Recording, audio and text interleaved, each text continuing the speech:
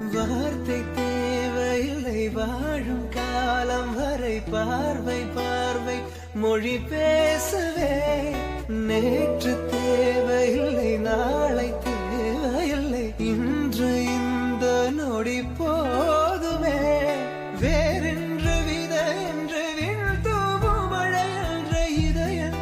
Hi friends, welcome to கிராமத்து பொண்ணு பிரியா. இந்த வீடியோவில் கிராமத்து லைஃப் ஸ்டைலில் ஞாயிற்றுக்கிழமை எங்களுக்கு எப்படி போச்சுன்னு சொல்லிட்டு பார்க்கலாம் வாங்க.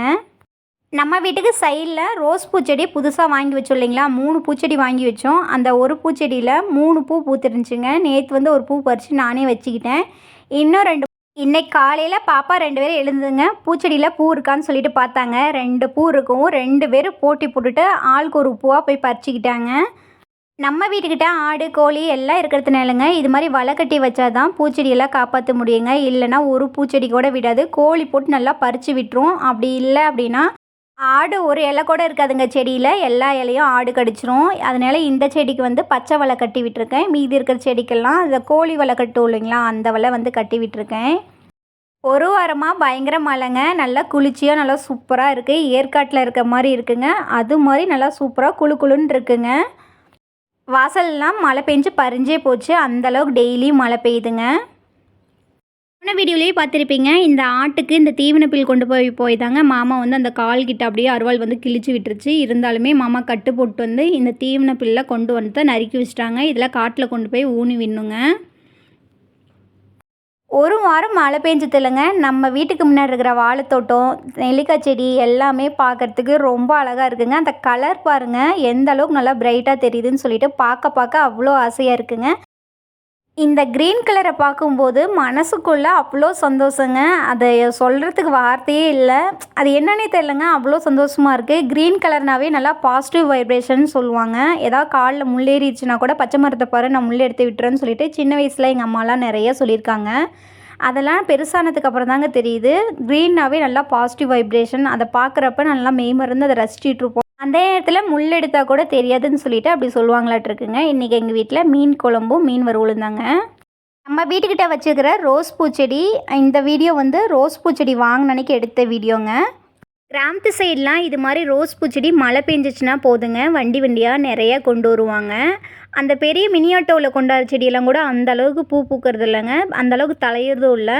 அந்த சின்ன வண்டியில் எக்ஸலில் வச்சு கட்டிட்டு வருவாங்க இல்லைங்களா, அதில் வர செடி தான் சூப்பராக பூ பூக்குது. இன்றைக்கி சிம்பிளாக ஈஸியாக எப்படி மீன் குழம்பு செய்கிறதுன்னு சொல்லிட்டு பார்க்கலாங்க. ஒரு கடாயில் கொஞ்சமாக எண்ணெய் ஊற்றிங்க. ஜீரகம் 1 டேபிள் ஸ்பூன், வெந்தயம் 1 டேபிள் ஸ்பூன் சேர்த்துக்கிட்டேங்க. சேர்த்துனதுக்கப்புறம் எங்கிட்ட பெரிய வெங்காயம், இந்த கோழி வெங்காயம் இருக்கு இல்லைங்களா, அதுதான் நான் சேர்த்துருக்கேன். அது ஒரு கைப்பிடி காட்ட சேர்த்துக்கிட்டேங்க. அது கூடவே 2 தக்காளியாக சேர்த்தாச்சு. காரத்துக்கு 2 பச்சை மிளகாய் சேர்த்துக்கிட்டேங்க. மஞ்சத்தூள் ஒரு 1/2 டேபிள் ஸ்பூன் சேர்த்து நல்லா வதக்கி விட்டுக்கலாங்க. இது கூடவே ஒரு 2 டேபிள் ஸ்பூன் காட்டும் இஞ்சி பூண்டு பேஸ்ட் சேர்த்து நல்லா வதக்கி விட்டுக்கலாங்க. இஞ்சி பூண்டு பேஸ்ட்டு இப்படி சேர்த்து நல்லா வதக்கி அதை அரைக்கும் போது டேஸ்ட் நல்லா சூப்பராக இருக்குங்க. கொஞ்சமாக கறிவேப்பிலை தலையை சேர்த்து நல்லா வதக்கி விட்டுக்கலாங்க. நல்லா எண்ணெய் பிரிஞ்சு வர அளவுக்கு நல்லா சூப்பராக வதக்கி விட்டுக்கலாங்க. ஞாயிற்றுக்கிழமைனாவே மோஸ்ட்லி கிராமத்து சைடு நான்வெஜ் ஏதாவது கண்டிப்பாக எடுப்பாங்க. வாரம் எடுக்கிறவங்களும் இருப்பாங்க, 5 நாளைக்கு ஒரு டைம் எடுக்கிறவங்களும் இருப்பாங்க. எங்கள் வீட்டில் மோஸ்ட்லி வாரம் இப்போ செஞ்சிருதுங்க. ஏன்னா குழந்தைங்களாம் இருக்காங்க. நான்வெஜ் கொடுத்து பழகியாச்சு. செய்யலைன்னா குழந்தைங்க பொக்குன்னு போயிடுவாங்கன்னு சொல்லிட்டு நான்வெஜ் இப்போ வாரம் எடுத்துருதுங்க. வதக்கி விட்ட பொருள் எல்லாத்தையும் ஆற வச்சு மிக்ஸி ஜாரில் சேர்த்து நான் லைட்டாக கொரன்னு அரைச்சி எடுத்துட்டுங்க. கொரன்னு அரைச்சி எடுக்கும்போது மீன் குழம்புக்கு டேஸ்ட் நல்லாயிருக்குங்க. தேவையான அளவுக்கு குழம்பு மிளகாய் தூள் சேர்த்துக்கலாங்க. உங்கள் வீட்டை குழம்பு மிளகாய் தூள் இல்லை அப்படின்னா வரமிளகாய் தூள் இருக்கு இல்லைங்களா, அது 1.5 டேபிள் ஸ்பூன், கொத்தமல்லி தூள் 3 table spoon, 1 table spoon garam masala தூள் சேர்த்துக்கோங்க. சேர்த்துட்டு நல்லா கலந்து விட்டுக்கலாங்க. நம்மளுக்கு எந்த அளவுக்கு தண்ணி வேணுமோ அந்த அளவுக்கு தண்ணி விட்டு ஃபஸ்ட் நல்லா கலந்து விட்டதுக்கப்புறம் புளி ஒரு நெல்லிக்காய் சைஸ் கரைச்சி அதையும் சேர்த்துக்கிட்டேங்க. இந்த மிளகாய் சாந்தெல்லாம் அரைச்சு இல்லைங்களா, இது கூடவே புளி ஊற்றி நல்லா கரைச்சி வச்சுக்கலாங்க. தேவையான அளவுக்கு உப்பு சேர்த்தியாச்சுங்க. சேர்த்துட்டு நல்லா ஃபஸ்ட்டு கலந்து எடுத்து தனியாக வச்சுக்கலாங்க. இது மாதிரி உப்பு காரம் புளிப்பு எல்லாமே கலந்து வச்சுட்டு குழம்பு கூட்டி வைக்கும்போது டேஸ்ட் நல்லா சூப்பராக இருக்குங்க. அதே கடாயில் கொஞ்சமாக எண்ணெய் ஊற்றிங்க. கடுகு உளுத்தம்பருப்பு சேர்த்து நல்லா பொரிய விட்டுக்கலாங்க. இது கூடவே கொத்தமல்லி தழை கொஞ்சமாக சேர்த்துக்கலாங்க. தேவையான அளவுக்கு கொத்தமல்லி தழை இல்லைன்னா கறிவேப்பிலை தழை சேர்த்து நல்லா கிளறி விட்டுக்கலாங்க.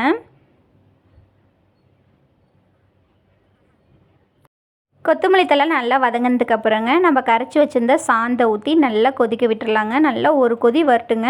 ஒரு கொதி வந்ததுக்கப்புறம் உப்பு காரம்லாம் செக் பண்ணிவிட்டு மீனை போட்டு ஒரு கொதி விட்டு எடுத்தோம்னா சூப்பரான மீன் குழம்பு ரெடிங்க.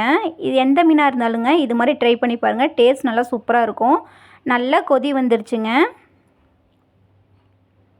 இந்த ஸ்டேஜில் உப்பு காரம் புளிப்பு எல்லாம் கரெக்டாக இருக்கான்னு சொல்லிவிட்டு ஒரு டைம் செக் பண்ணிவிட்டு மீனை சேர்த்ததுக்கப்புறம் நல்லா சிம் ஃப்ளேமில் வச்சு ஒரு 5 to 10 நிமிஷம் நல்லா வேக விட்டு எடுத்திங்கன்னா சூப்பரான மீன் குழம்பு ரெடிங்க. இது மாதிரி கண்டிப்பாக ட்ரை பண்ணி பாருங்கள்.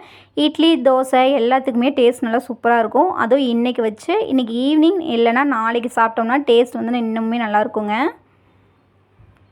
எல்லார் வீட்லேயுமே இந்த மீன் எடுத்தோன்னா தலைப்பகுதி வால் பகுதி தாங்க அதிகமாக குழம்புல சேர்ப்போம். அப்படி சேர்த்தோன்னா குழம்பும் ஆயிரும். பொரியலுக்கு வந்து மீதி இருக்கிற மீன்லாம் யூஸ் பண்ணி பொரியலும் செஞ்சுக்குவோம். இன்றைக்கி ஒரு 2-3 பீஸ் எக்ஸ்ட்ராவே சேர்த்துருக்கேங்க.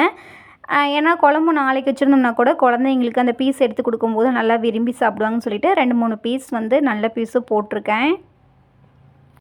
சாதம் வந்து ஃபஸ்ட்டே வேற ஒரு பாத்திரத்தில் வச்சு வடித்து தனியாக எடுத்து வச்சாச்சுங்க. நல்லா சுட சுட சாதம் ரெடி ஆயிடுச்சு. மீன் குழம்பு கொதிச்சுன்னா போதுங்க, இதுவும் ரெடி ஆயிரும். மீன் பொரிச்சுன்னா வேலை முடிஞ்சிருச்சுங்க. எல்லோரும் சாப்பிட வேண்டியதான். ஞாயிற்றுக்கிழமைனா கொஞ்சம் ஃப்ரீயாக இருந்தோன்னா அந்த 10 மணி 11 மணி ஆயிடுதுங்க சமைக்கிறதுக்கு.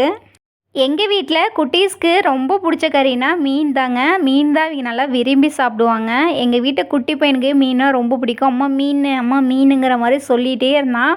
அதை க்ளீன் பண்ணி மசாலா தடவி வைக்கிறதுலேருந்து சும்மா பின்னாடியே சுற்றிட்டே இருந்தாங்க. ஃபஸ்ட் 2 மீனை பொரித்து குட்டி பையனுக்கு ஃபஸ்ட்டு ஊட்டி விட்டுருந்தாங்க. மற்ற வேலையை பார்க்கணும். எண்ணெயில் போட்டு பொரிக்கிறத விட இது மாதிரி கல் மீனாக போட்டோம்னா உடம்புக்கும் ரொம்ப நல்லதுங்க. ஆயிலும் வந்து அந்த அளவுக்கு இருக்காது. சாப்பிட்றதுக்கும் டேஸ்ட்டும் நல்லா சூப்பராக இருக்குங்க. ரொம்ப நேரம் ஆனாலும் சரின்னு சொல்லிட்டு இது மாதிரி செஞ்சுருதுங்க. மீனை சேர்த்ததுக்கப்புறம் நம்மளுக்கு எந்த அளவுக்கு ஆயில் தேவையோ அந்த அளவுக்கு ஊற்றிட்டு நல்லா பெரட்டி எடுத்தோம்னா சூப்பராக மீன் வறுவல் வந்து ரெடி ஆயிருங்க. வீட்டில் ஹவுஸ் ஒய்ஃபாக இருக்கிற பெண்களுக்கு ஒரு சூப்பரான ஒரு மோட்டிவேஷன் டிப்ஸ் சொல்கிறேங்க. கண்டிப்பாக ட்ரை பண்ணி பாருங்கள். சூப்பராகவே ஒர்க் அவுட் ஆகுங்க. டெய்லி வீட்டு வேலையை செஞ்சுட்டு கண்டிப்பாக நம்மளுக்குன்னு டைம் கொஞ்சனாச்சும் ஃப்ரீ டைம் கிடைக்கும். அந்த ஃப்ரீ டைமில் நம்ம ஏதாவது ஒரு விஷயத்தில் கமிட் ஆகிட்டோம் அப்படின்னா டெய்லியும் அந்த ரொட்டீன் வந்து செஞ்சிட்டே இருப்போங்க. எக்ஸாம்பிளுக்கு நம்மளுக்கு ஒரு மணி நேரம் 2 மணி நேரம் மதியம் வந்து ஃப்ரீ டைம் கிடைக்குது அப்படின்னா அந்த டைமில் வந்து டெய்லரிங் கற்றுக்கலாம். அப்படி இல்லை அப்படின்னா வேறு ஏதாவது கிளாஸ் போகலாங்க. அது மாதிரி நம்ம வந்து நம்மளே ஃப்ரீயாக வச்சுக்கிட்டோம் அப்படின்னா அந்த விஷயத்தில் ஃபுல்லாக கமிட் ஆகிட்டோன்னா டெய்லியும் அந்த ரொட்டீன் வந்து நம்ம செஞ்சிகிட்டே இருப்போங்க. அதை வந்து செஞ்சு பழகிட்டோன்னா விடவும் மாட்டோம். கண்டிப்பாக அது செஞ்சிகிட்டே இருப்போம்.